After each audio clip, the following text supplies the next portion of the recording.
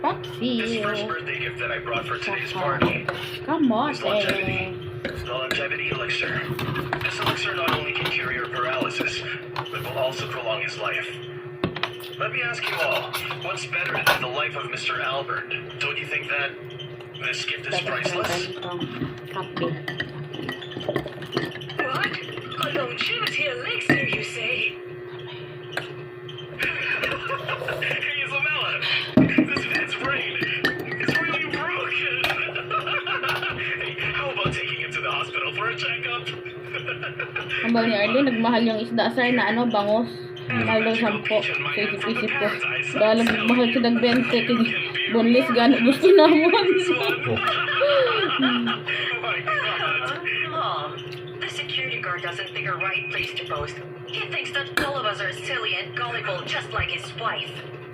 Isabella, Hindi pa matamis, no? are you trying to infuriate me? Get out of here! Grandma, in my opinion, some people just want to take a broken pill like that one. Then come to us for free food. After all, this is such a high-profile banquet that he will never be able to attend in his whole stupid life. That day. Grandma,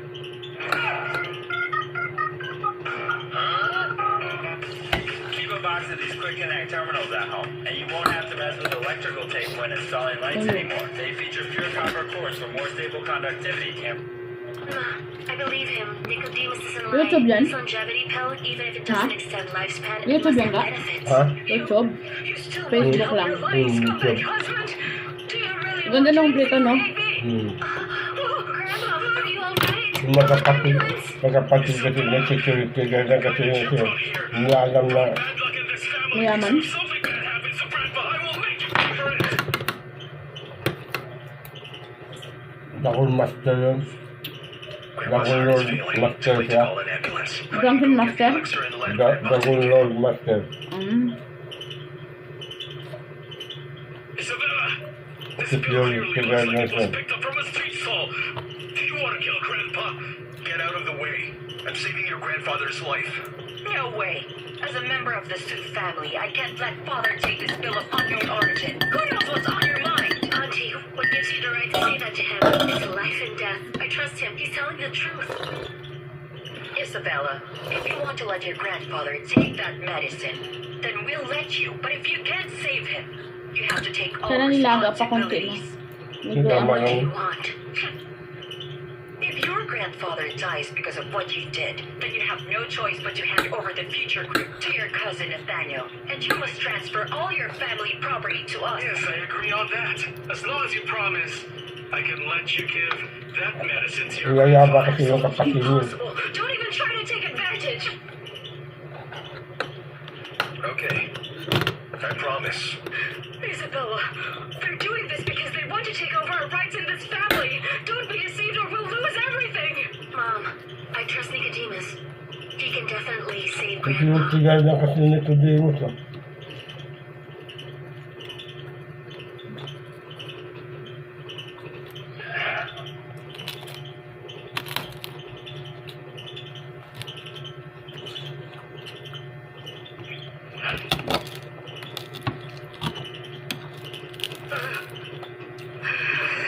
I already knew this medicine wouldn't work. He's just a security guard. How can he have such great ability? Looks like it's all over now. We can't stay here anymore. How could I let you do that? Isabella, from now on, I am the new chief executive of the future group.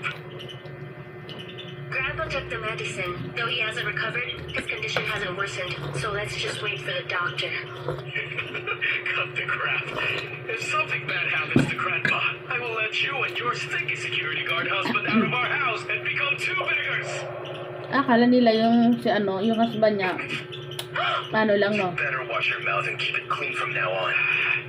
Akala niya yung Don't worry, husband. honey. You know me. Sigado You know lang. that I never brag. Ang security guard The ko. medicine I gave Kasi him kaya is real. yung mga ano How niya. dare you hit me like that, you bastard! Gusto siya ipakasal sa iyo, mayaman? Guards! Hindi.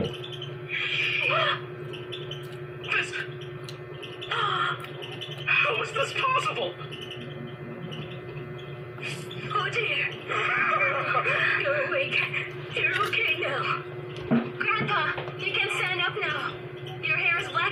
It seems that the elixir Nicodemus gave you really works. Could my son-in-law be an excellent doctor? He saved Dad's life. How can there be a magic medicine like that? Huh? This was Bakit the result naman of daw those tonics I bought from trupal yung mga Grandpa kapatid before niya it eh. worked. Yes, Nathaniel sent many precious Sino tonics to Nicodemus, Father to cure his disease. Let's be real, you're built as Di a pa rin siya second chance. maniniwala doon sa gamot ng You're binigay. just simply lying through your teeth. It's obvious that Nicodemus medicine saved Grandpa. You were trying to stop us, and now you're trying to take all the credit from us. You should be ashamed of yourself. Mom!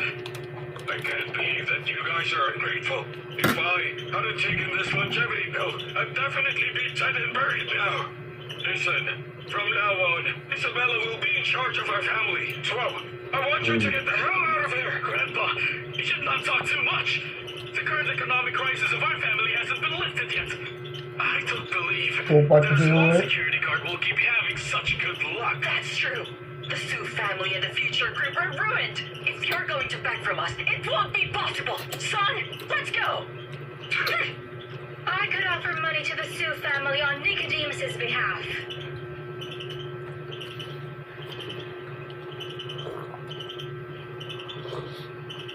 Ayaw mo na nito ga, oh.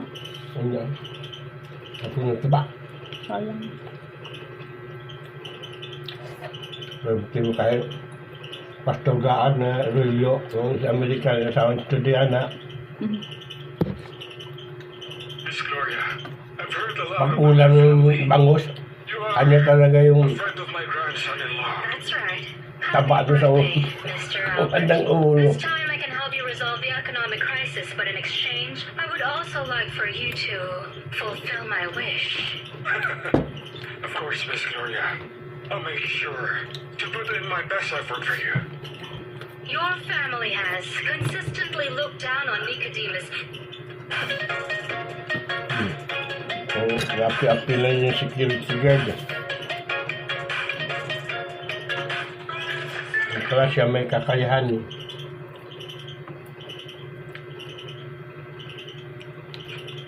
Why don't you get a divorce and I'll marry him instead? Wait, what? Am I seeing this right? I can't believe that Miss Gloria from the capital city and Miss Isabella both chose to marry a security officer. The fact that Miss Gloria took the initiative was more significant. Am I dreaming now or not? Miss Gloria, I think you must be kidding. Nicodemus is my granddaughter's husband. You must not do anything to ruin their marriage. You got involved in a wanted romantic miss and now she's here in our house. What does it have to do with me? She's the one who's talking to Grandpa. I'm very self-disciplined. If you don't believe me, you can check it out. No need for that. I'll make you pay when we get back tonight. Miss Gloria, we appreciate your kindness, but I'm going to support my husband, so you don't need to worry about him.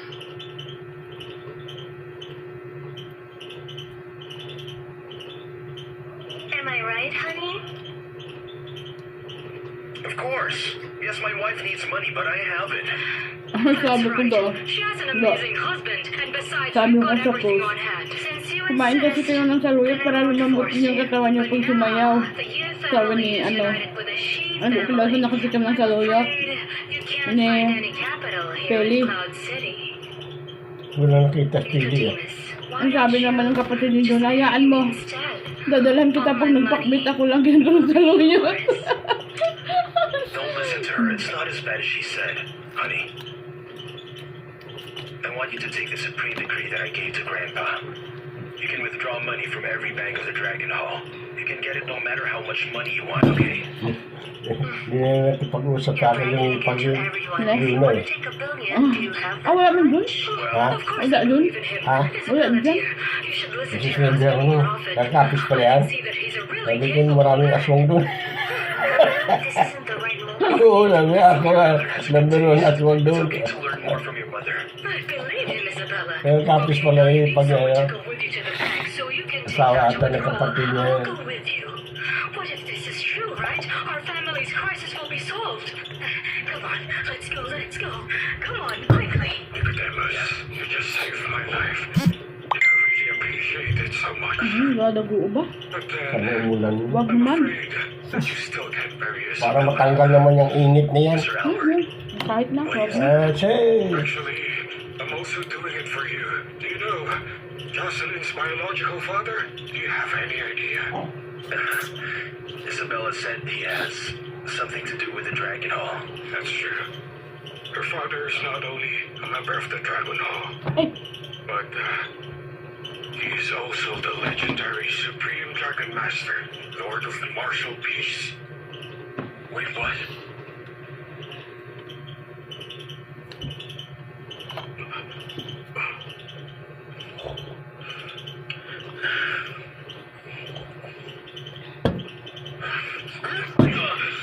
Did I tell it to move?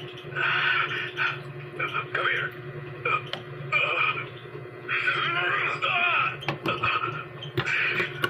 Do you have any idea how much risk I took when I ventured to use the Manslayer, Victor? Sir, I didn't expect that Nicodemus could defeat Victor. He was just a security guard. Security guard? Are you stupid? Though Victor means nothing in Dragon Hall, how could a security guard defeat someone approaching the realm of ay, martial ay, peace? ay. Huh? Gusto mo kumain manggaga? Tomorrow is the day for my family to take charge of the Dragon Hall, and it's a crucial moment for us. Nicodemus can't stand in my way, regardless of his status. I understand, Master. I just discovered a shocking secret from the Zoo family's informants. Isabella's daughter, Jocelyn. That child might be the daughter of the Lord of Martial Peace. And not only that, she's said to possess the legendary Supreme Decree. Lord of Martial Peace? Are you telling the truth? I'm telling the I truth, can but assure I'm you it's telling the absolutely truth. true. 6 years ago, that woman Isabella became pregnant with the daughter in the Supreme Decree. I saw it with my own eyes. What a stroke of luck that it came so easily. Yes. Wait till I get the Supreme Decree. Not only the Dragon Hall, but even the entire country will be under my control. Mom, do you really believe him? He's just a security guard. How could he have so much saved? Isabella, I think Nicodemus is quite extraordinary. Why would a big star want to marry him? He must be capable. So, Mom, you're saying that we really can get hundreds of millions of dollars for this? We'll know after giving it a try. Let's go. Hello, please show your membership card. Our bank only serve our members. Mom, I told you. They only serve members here. We're just not eligible. Hello. Although we're not members of this bank, we have this as a token. Why don't you ask your supervisor to come and take a look? Oh, wait here, please. Honey. Saan yun ga? Diyan yan? Hmm? Diyan yan? Ha? Taas na yan? Ang ano? Tubig? Doon. Hindi sa baba. Who wants to see me? Sa taas The na. Holy Maid Yvonne will be arriving tomorrow. I'm in the middle of preparing, so don't waste my time. Mr. Choi, my son-in-law asked me to withdraw some money. He said we can use this token. Paglakad-lakad nga bukas. Ang sakit na yung mga... Masarap maglakad-lakad ng isang araw. Kahapon ba? I told you, right? My son-in-law is not an ordinary man. So I guess Mr. Jeremiah was Ano ka right. palang binig A kanina, small no? security guard dares to forge the Supreme Decree. And you even dare to deceive me right under my nose. Isabella, I'd always assumed that you would borrow money from banks everywhere. But I didn't expect that you would actually believe that stinky security guard and have the audacity to deceive the Dragon Hall. No, my son-in-law doesn't lie, Mr. Choi. Please take a closer look. How could this possibly be a fake? Shut up! Who do you think you are? How dare you question my judgment? How can you just hit people like that? It can't be fake. My husband doesn't lie. Is that so? Ay, nahulog Do you na. think that stinky Ayaw security ko guard of na yours is some ihulog. big shot? I'll tell you what. He really doesn't stand a chance when compared to the Dragon Hall. It's Ay, lagi ng asa. Yung bisis na ginagulpi. That's not possible. Stop wasting your time. Here's an idea. If your family's short of money, why not? You, mother.